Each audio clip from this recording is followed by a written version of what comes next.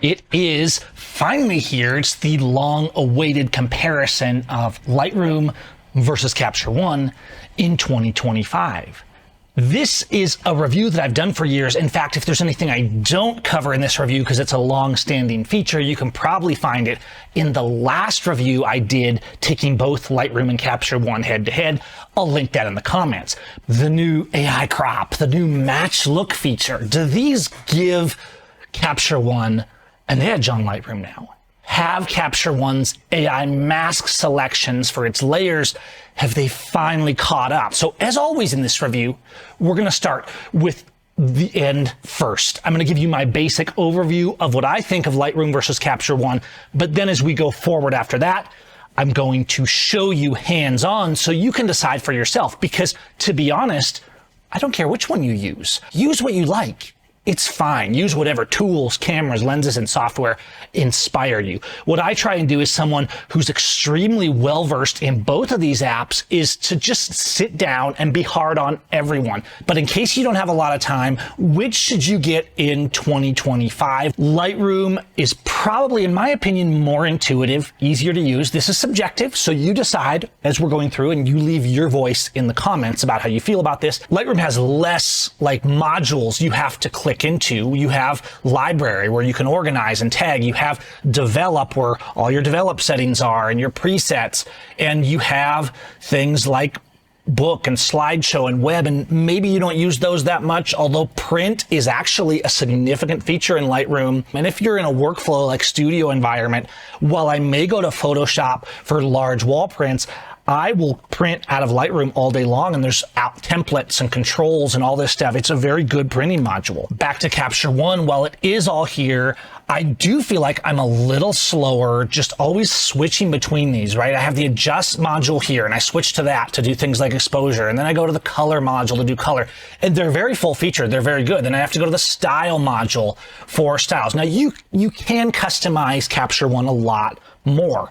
Personally, I just feel like Capture One is less intuitive, quality-wise. This isn't like Lightroom versus DxO or Lightroom versus Luminar Neo, where comparatively, Lightroom and Capture One's quality is way higher in terms of difficult image processing, shadow processing, things like that. They are so far behind on the basics, as we've shown here in the channel. I'll link those reviews in the comments.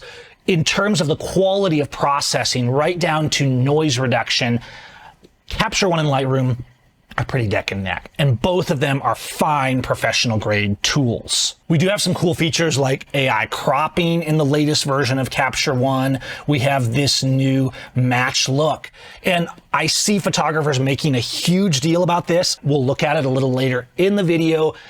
Is it cool? Yes. Is it a game changer like the promoters of Capture One like to say? I don't really think so, but I'll let you be the judge of that. Long story short, personally, I prefer Lightroom. Lightroom is a better value from a financial perspective, hands down. It's more features for less money. Capture One is not better in terms of processing, but its AI masks have come a long way. It's right in there with Lightroom, as we're going to show you in just a minute.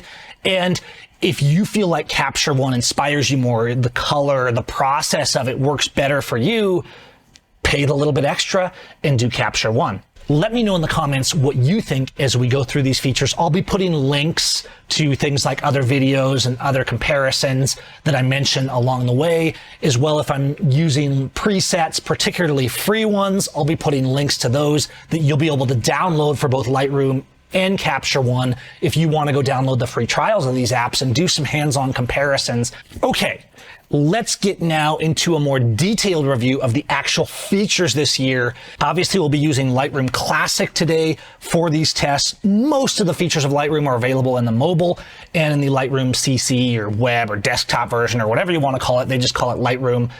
Lightroom Classic is the most full featured, and it's certainly where I go if I'm editing my images. That said, most of what I'm talking about today, you can do in the other versions of Lightroom, but Lightroom Classic has more things like the print module. It has more tools for metadata and tagging and all that stuff, plugins, the works, right? I can even convert my negative scans in Lightroom using plugins like Negative Lab Pro. Let's look at pricing because that's a big factor. Capture One Pro, if you pay annually, $15 a month, 16 more or less, right? Capture One charges extra basically for everything. Let's not even get started on this studio version where they come out with new features and you have to pay like almost as much as the entire Creative Cloud suite. Even though the amazingly priced Lightroom Plus Photoshop with basically no cloud storage for only $10 a month has gone away because they're trying to push people into getting cloud storage. So now that's 20, but you can pay monthly. You don't have to pay annually. Lightroom alone, if we're comparing apples for apples, because with either of these apps, you're going to need Photoshop or something like it, or at least an older version of Photoshop like CS6 or something like that. So $12 a month for Lightroom. This is US dollars I'm talking about at the moment. Now, if we turn off the yearly payments, Capture One really reams you for this, and it's $25 a month. Capture One alone, without mobile, without anything, is more expensive than Lightroom and Photoshop and a terabyte of storage. Now people say, well, I can buy Capture One outright. And look at what they say, right? The current version to keep forever. This is the trick here though. Before, this was one of the biggest advantages of Capture One is that you didn't get stuck into the cloud model. Now they punish you if you're not in the cloud model. $300. And it is, when they say the current version to keep forever, that's what they mean. You get no updates. It's not like the old days where like, okay, I'm going to buy a license and I get a year of updates. Or I get updates until the next major release, let's say. They did away with that. So if you buy this and then a new camera comes out and you want that update, you have to buy it again.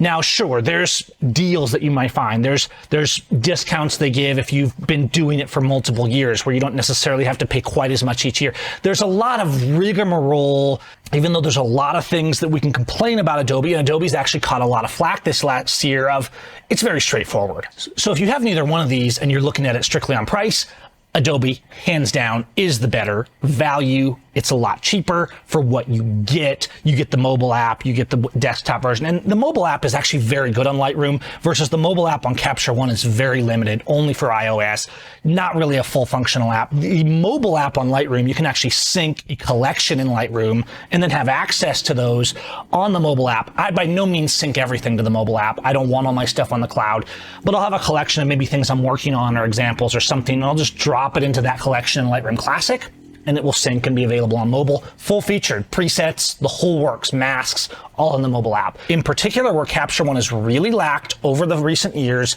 is in masking, right? Capture One started ahead of Lightroom years ago because it had, quote, layers, although it's important to understand that the kind of layers we're dealing with in Lightroom and Capture One are nothing like the nuance you'll get with layers in Photoshop or a similar level, pixel level editor. Capture One is not a replacement for Photoshop. Capture One and Lightroom go head to head as apps. You don't really need both, right? Just like you don't need Lightroom and Luminar Neo or Lightroom and DxO.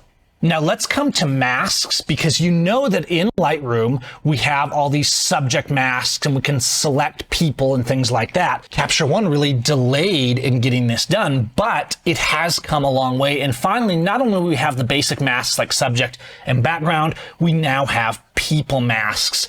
And not only a people mask, but you can create separate masks for like body, skin, face, eyes, eyebrows, lips, etc. So because I've showed in past reviews that Lightroom and Capture One are pretty much neck and neck in terms of color and image processing and noise, and some people will dispute this, but I've proven it over and over again in the videos, even on noise and things like Fuji files, Lightroom holds up just fine now. This is not 2010. Okay, both of these apps are holding up good. Where Capture One was distinctively behind was in the AI masking tools. Now in Lightroom, let's look at the same mask. We can see that there's a person down here. If I click people, it'll detect the individual features, and I can do the entire person, but I can also do essentially the same thing, although Lightroom has a few different options. You can even have the close now in Lightroom. You can see the selection on these, but actually what I like to do to see how good a mask is doing, let's expose way up, like by 4 stops. The reason this is a good test is you can see how well it's masking around and kind of feathering out into hair and into eyes.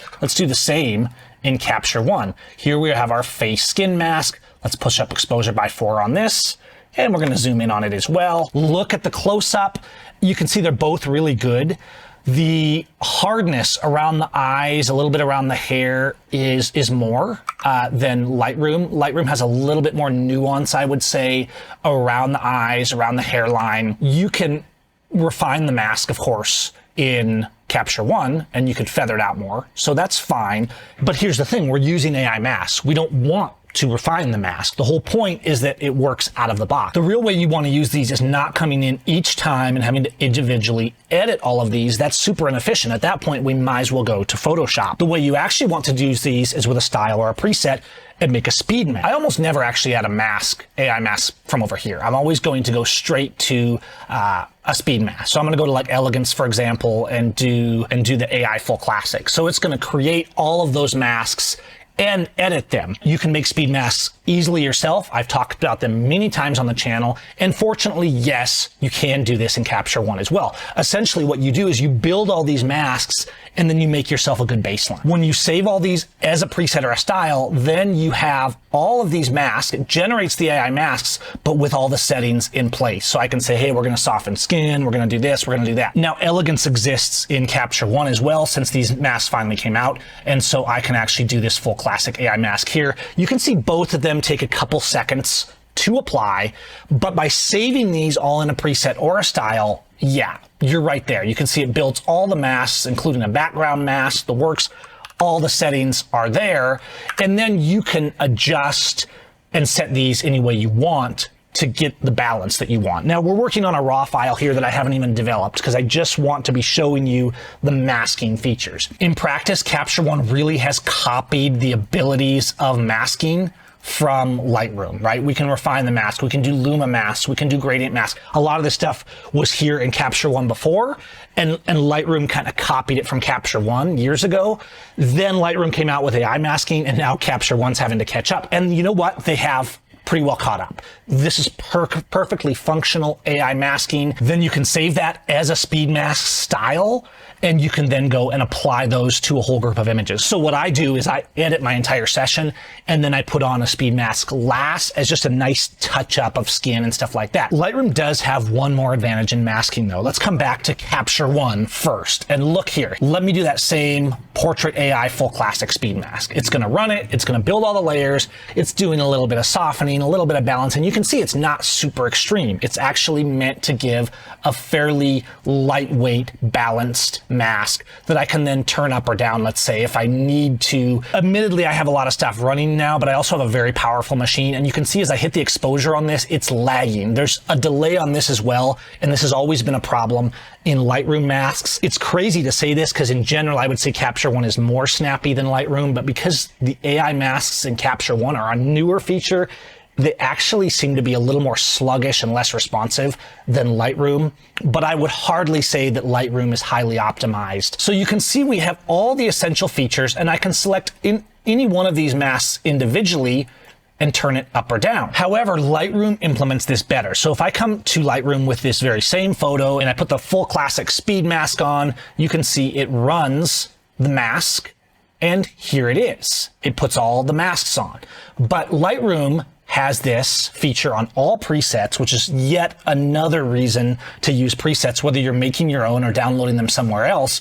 And that is that I can turn this up or down. So rather than just going over here and selecting one layer and adjusting the opacity of it, the same as we would do in Capture One, more or less, I can apply a preset, and whatever the last preset applied was, I can turn it up and down as a group. So it's dynamically changing all my mask layers, even though they're all still independent. So in Lightroom, I can just turn everything up and down. Whatever the last preset I applied, whether it's a develop preset, whether it's a speed mask with a bunch of masks in it, it's going to let me just turn up and down those settings without affecting previous edits. And it's really well implemented in Lightroom. In Capture One, I can't do that. So I have to go and individually adjust all of these masks if I want to change them. While Capture One doesn't have that, it is worth noting that I can apply a preset to another layer directly. So for example, if I go to Classic Neg or Portrait 160, and these are free presets you can get on my site, I'll link these in the comments. You can right click this style and apply it to a new layer. Then you can see here in our layers, there's that preset applied as a layer, and at that point we can then control the opacity and dial it back and things like that. There are some limitations, and they don't even make a lot of sense. For example, if there's black and white settings in a style, I can't apply that to a new layer because you can't apply things like grain and black and white settings to a new layer. So there's some limitations, but the layers in Lightroom also have some limitations of what settings you can use as well.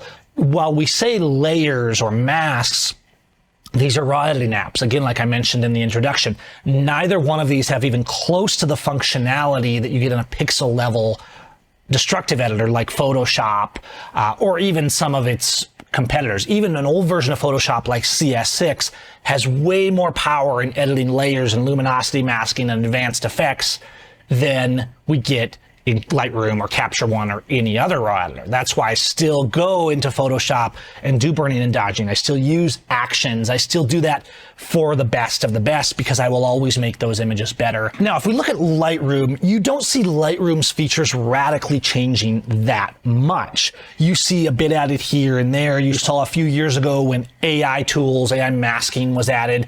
In reviews from Capture One diehards that aren't actually looking at both of these side by side, you'll often hear words like game changer and this makes Capture One better than Lightroom. It's almost like those are coming off a script, and you guys know if you watch this channel, we don't do that here.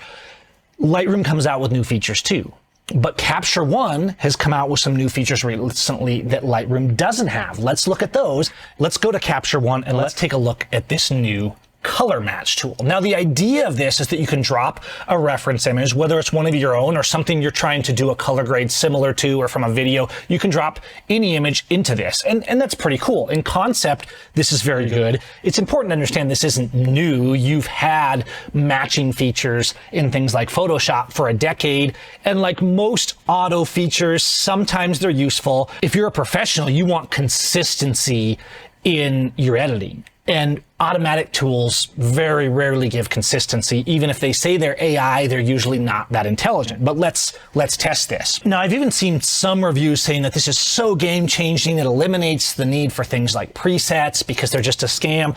And I just shake my head. I've been saying for years, I've been creating master grade presets for like 15 years. And I give away a lot of free ones. Sometimes people buy them.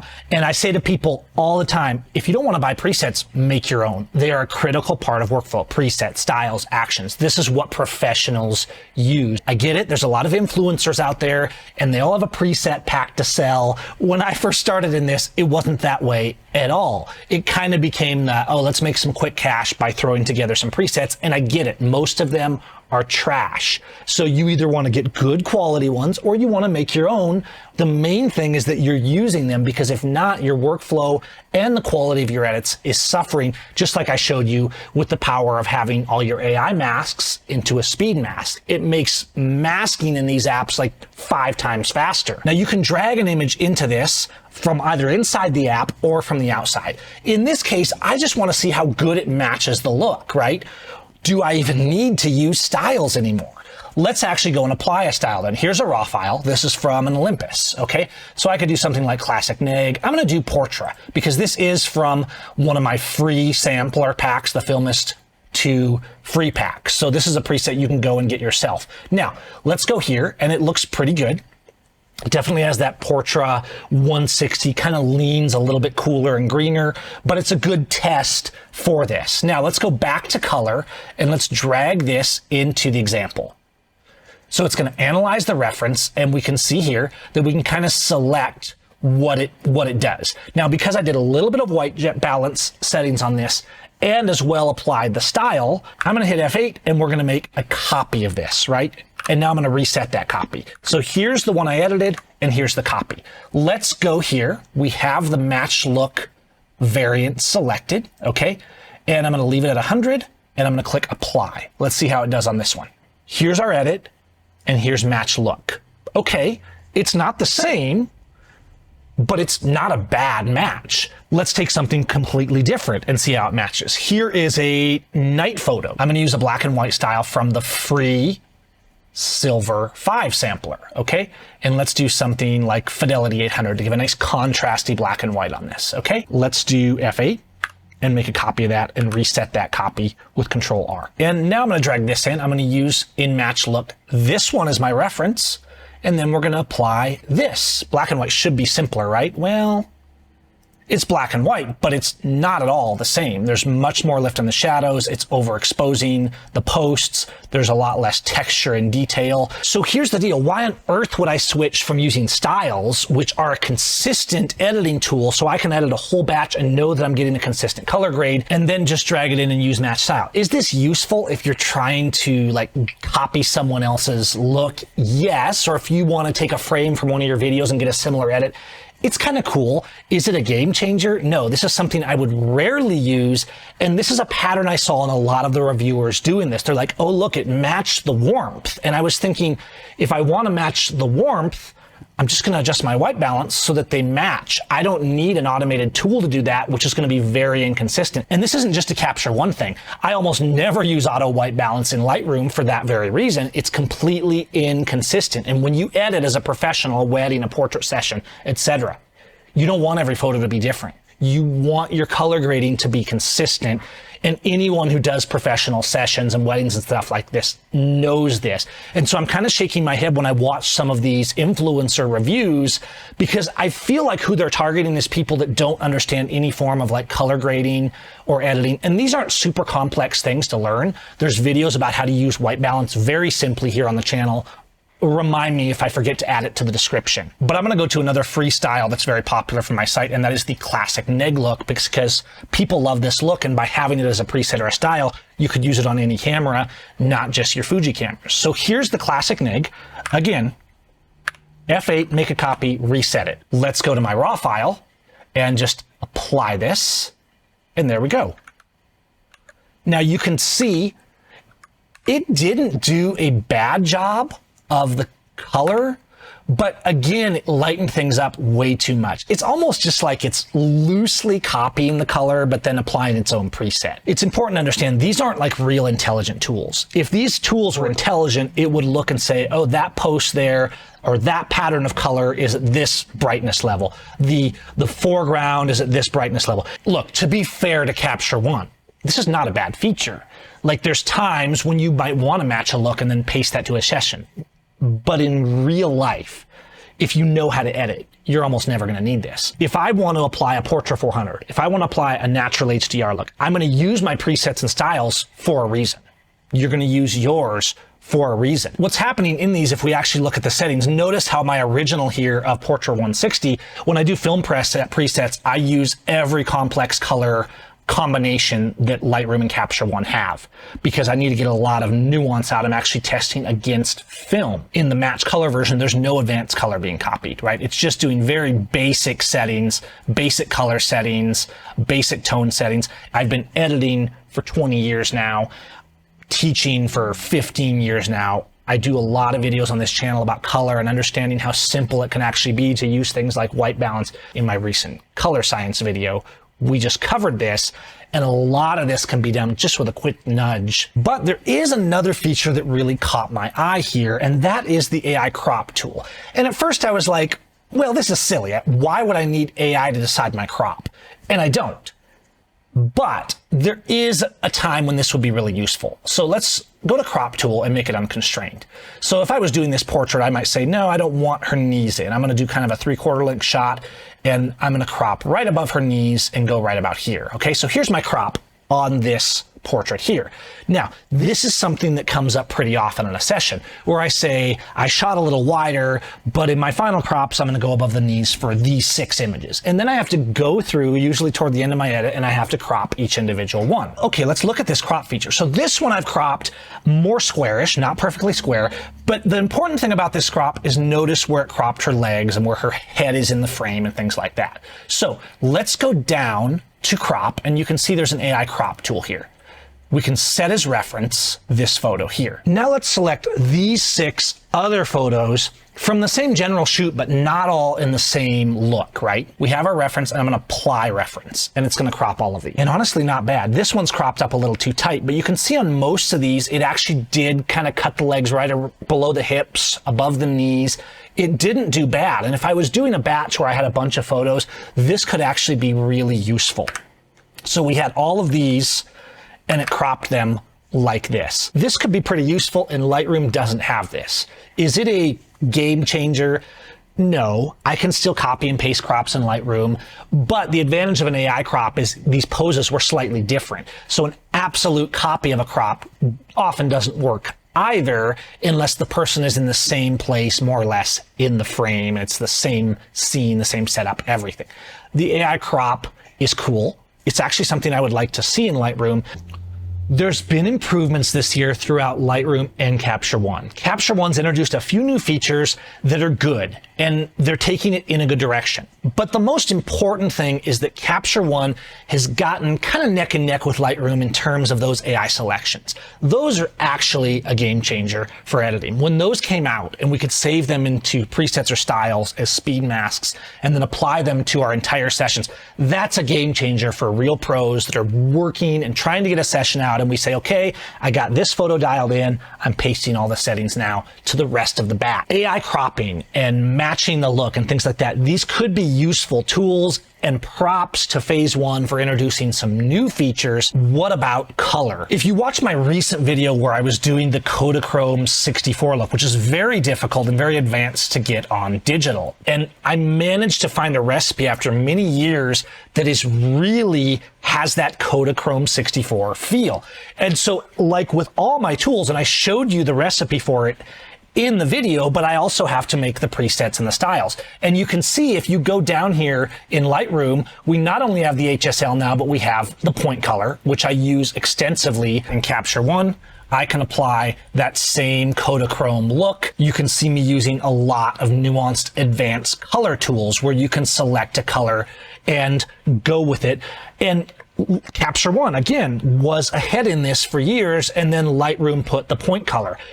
Is Capture One's color more advanced than Lightroom? Not really. They're different, although Capture One might be a little easier to get nuanced without any sort of artifacting than Lightroom. Sometimes point color can be a little bit quirky. Capture One has the skin tone tool that it's had for a long time, where you can select a skin tone range, and then you can not only control the saturation of it like you would in advanced color or in HSL, but you can do uniformity of the hue, saturation, and lightness. This is handy, but again, not a deal breaker. In fact, most of the time when I'm making advanced color formulas, I turn it off and just use advanced color, so I have a little more manual control over it. But some people swear by the feature. How about noise reduction? People say, oh, especially if you use certain cameras like Fuji, Capture One has no worms. It has better noise reduction. Well, I've done tests dedicated to that here on the channel and proved that in these times, Capture One isn't really ahead of Lightroom in noise reduction. This is an ISO 6400 image from a Fuji. Let's actually go to refine and go to noise reduction. Capture One has a noise reduction of 50 applied to this by default. Let's go to that same image in Lightroom, and you can see that the default noise reduction is 0. So obviously at a glance, we're going to have more noise, more worminess, as we often say with Fuji files in Lightroom. But let's turn Lightroom's noise reduction up to 50 as well. And then let's compare the Capture One version and the Lightroom version. They're very close. You might argue for a little bit better on here, the Capture One version versus here on the Lightroom version, but that leaves something else out, and that is the AI noise reduction in Lightroom, which we still do not have in Capture One. Sure, it takes a little bit longer, but if you do the AI noise reduction, and I usually run this about 30 or so, and we run an AI noise reduction on this, let's compare that. That brings Lightroom's noise reduction very neck and neck with apps like DxO's noise reduction and things like that. And because Lightroom is all in one, DxO's image processing as a raw editor is still way behind Lightroom, even if their noise reduction is really good. The fact that we have this option for noise reduction, and here's our enhanced version now in Lightroom, we could then apply a little more noise reduction if we wanted to clean it up at this point.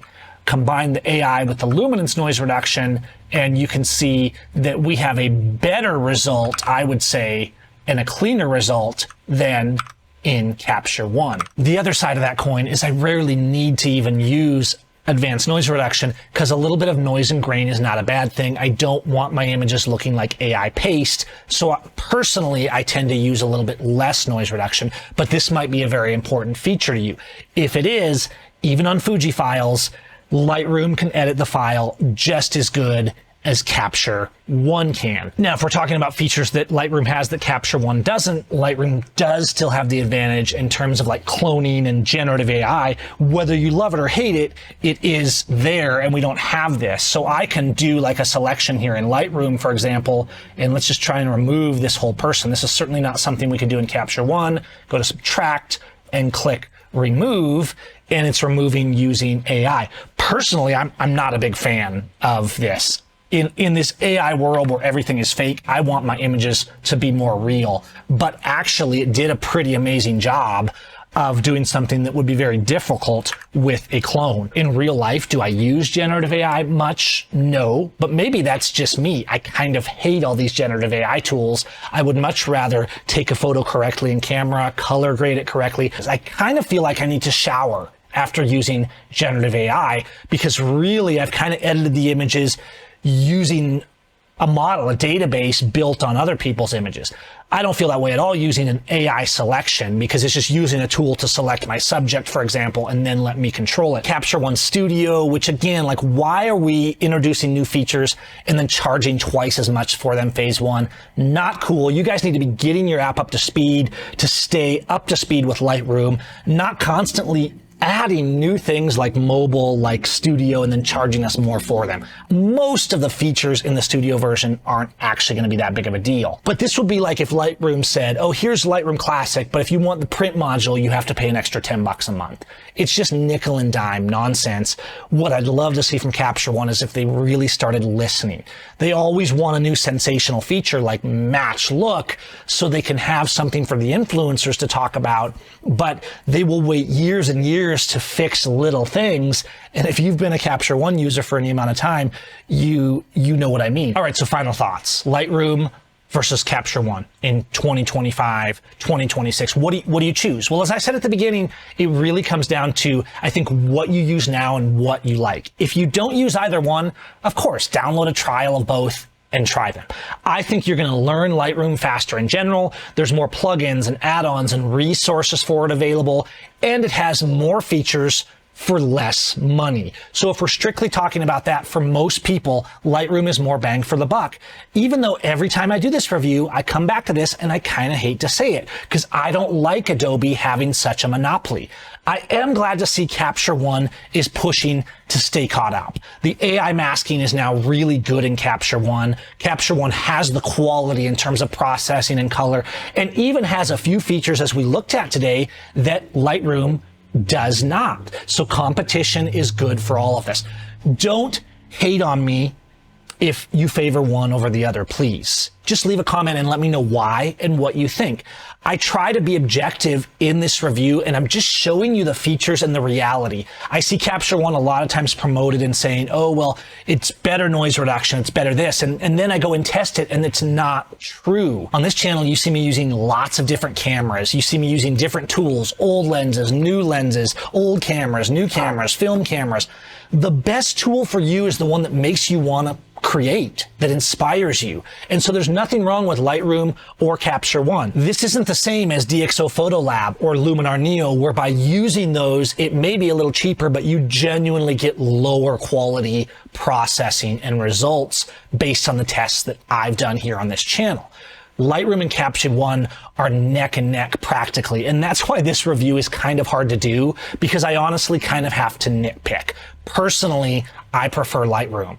But that doesn't mean that it's objectively better. The objective part has to come from the actual comparisons like I showed you today.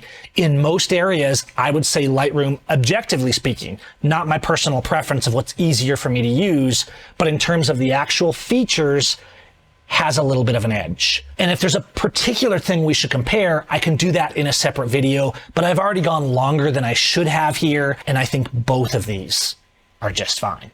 You decide and let me know in the comments what you think. I'll put links to other reviews and videos I mentioned. I'll put links to the free presets that I was using if you guys want to check those out, or check out my newsletter, or like and subscribe. It's all here. We'll see you next time.